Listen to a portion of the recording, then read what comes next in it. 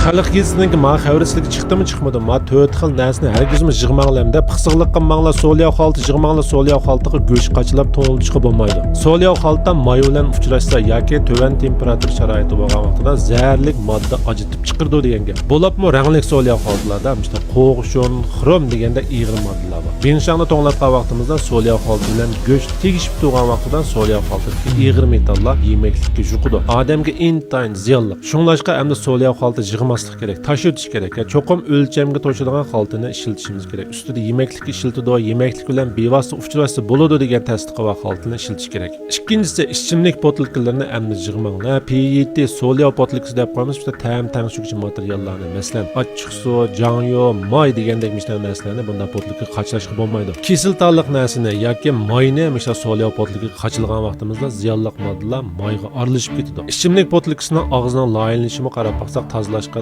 intayin qulaysiz, mehnat mikroblar asonlik ko'payib ketadi. Shunlashqa moy, tangshuvchi materiallarni aynak botilkaga qachlash kerak yoki uni ayrim botilkaga yutkimay bevosita ishiltish kerak. Uchinchisi uyanglarga yeshik chig'ib olmanglar. Ko'ydining yeshiklarini tash o'tish kerak. Qarmoqqa intayin chiroyli ko'ringan bilan bu yeshiklar har xil zaharli yelimlar bilan yasaladi. Bunda yeshiklarni har xil nachar bo'yoqni ishlatib bo'yayda uyda turaversa oson zaharli gaz qo'yib turib odamni zaharlaydi. Uning ustiga to'yish jarayonida har xil mehnat narsalar yuqadi. Shunlashqa hargiz piqsiqlik qilmay ishiltib bo'lgandan keyin darhol tash o'tish kerak. To'rtinchisi aktivlashtirilgan karbon xaltaları masalan Washington Bow deb qo'yamiz. Bu narsani yig'ib olmanglar. Bunda narsani ishiltib bo'lib vaqtida tash o'tish kerak. Yig'ib olsak ichida nurg'unlagan kichik ko'chiklar va ichiga liq yig'ilib qolgan formaldehid ya'ni charchuan qaytadan yenib chiqadi. Shunlashqa bunday narsani vaqtida almashtirib turish kerak. Foydali gapim deb berim o'zingizning salomatlikka, uyliklarning bexatarlik birinchi o'rinda turadi. Shunlashqa cho'nglarga bo'lamisa uyda bilib bilmay yig'ib olgan narsalarni tashlab olsa, urug' tuqqanlar yo'llab qo'yinglar.